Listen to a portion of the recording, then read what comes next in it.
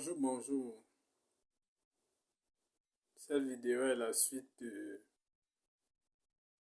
la précédente qui parlait de comment, où je vous parlais des grands titres de comment vous pouvez faire pour créer votre entreprise. La création de l'entreprise passe par plusieurs points. Premièrement, il faut trouver l'idée. Quand on a trouvé l'idée, il faut en faire de cette idée un projet. Ensuite, il faut réaliser une étude de marché, constituer un business plan. Pour constituer un business plan, là, c'est cette partie qui est vraiment cruciale parce que plusieurs personnes se retrouvent dans des projets. Après, ils arrêtent en cours de route parce qu'ils ne maîtrisent pas la gestion financière. Ils ne maîtrisent pas la lecture, la lecture des plans comptables, des bilans financiers. Quand vous vous lancez dans une entreprise, par exemple, quand on parle d'actifs et passifs, si vous avez vos capitaux propres, c'est-à-dire votre argent que vous avez cotisé, ou bien qu'on vous a donné, ou bien il y a la partie qu'on appelle dette.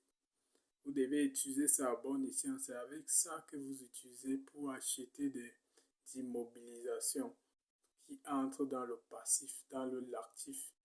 Les immobilisations comme le terrain ou bien construire ou bien les voitures.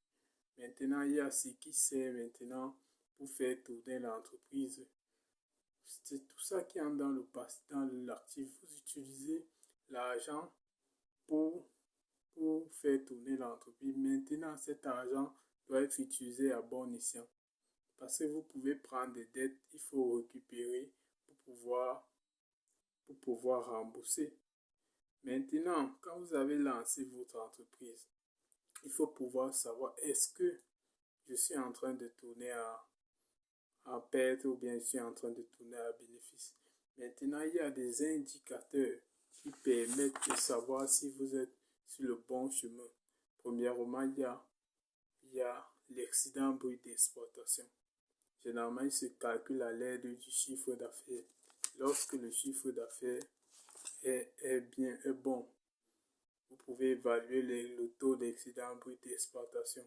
Si vous avez un bon chiffre d'affaires, votre excédent brut d'exploitation sera bon. Il y a la valeur ajoutée. La valeur ajoutée, c'est la différence entre le chiffre d'affaires et les achats. Ça veut dire que si vous avez plus ce que vous avez acheté, ce que vous avez dépensé pour effectuer les achats et ce que vous avez vendu, il y a un excédent. C'est ça donc qui vous sert un peu comme de bénéfice. Maintenant, il y a la rentabilité et la profitabilité. L'amélioration, c'est sur ça qu'on regarde si l'entreprise est en bonne santé.